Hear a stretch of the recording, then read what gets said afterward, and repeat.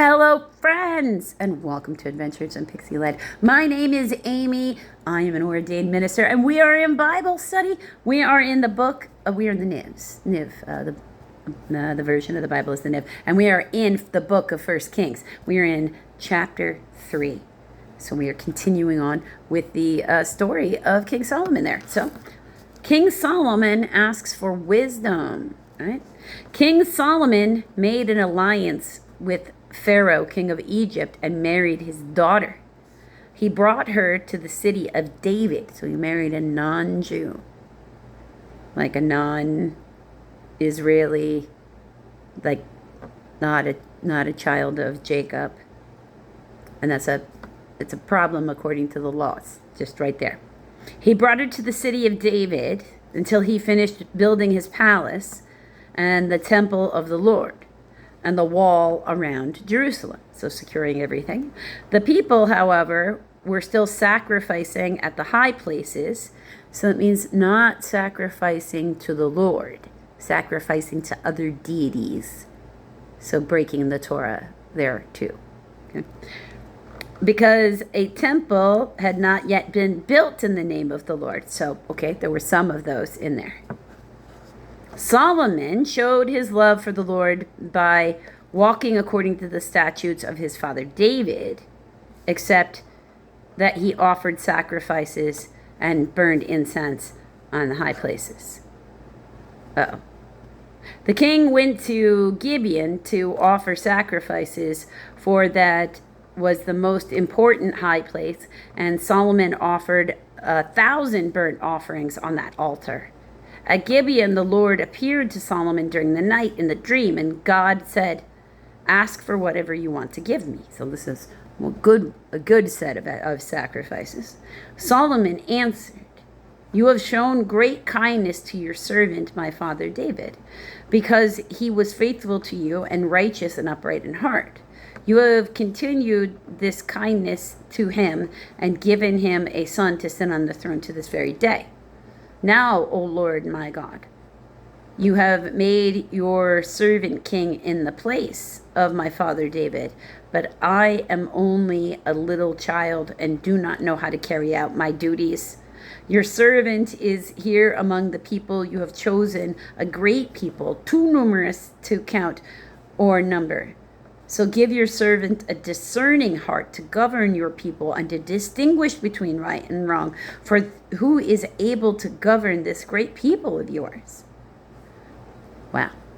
That's like, woo, way to score brownie points, Solomon. The Lord was pleased that Solomon had asked for this. So God said to him, "Since you have asked for this, and not for long life or wealth for yourself, nor have you asked for the death of your enemies, but for discernment in administering justice, I will do what you have asked. I will give you a wise and discerning heart, so there will never have been anyone like you, nor will there ever be." Now you should know Solomon is a large chunk of what we read as the Proverbs comes from Solomon, as opposed to the Psalms that came from his father David. Okay? So truly, unlike others around, he kept his promise to Solomon, because God always keeps his promises. "Moreover, I will give you what you have not asked for, both riches and honor, so that in your lifetime you will have no equal among kings. And if you walk in my ways and obey my statutes and commands, as David your father did, I will give you a long life." Then Solomon awoke, and he realized it had been a dream. He returned to Jerusalem, stood before the ark of the Lord's covenant, and sacrificed burnt offerings and fellowship offerings. There's a footnote of A, traditionally called the peace offering.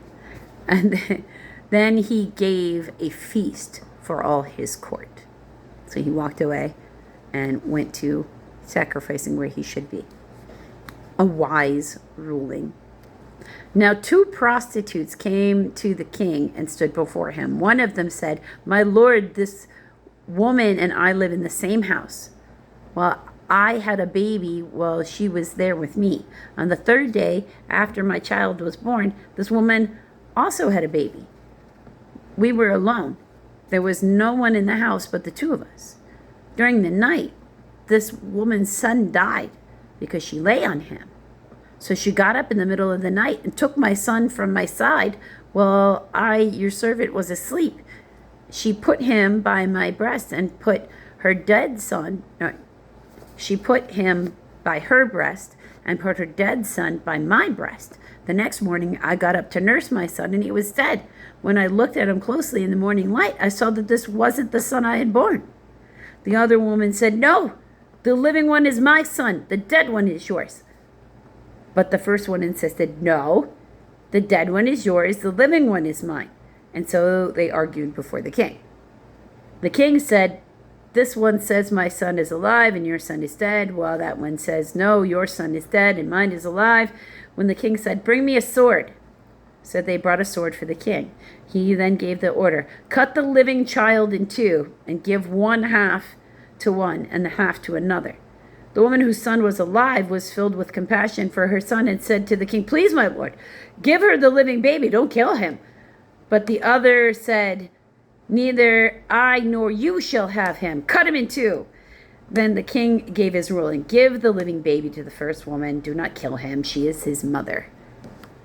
Then, with all Israel heard the verdict the king had given, they held the king in awe because they saw that he had the wisdom from God to administer justice.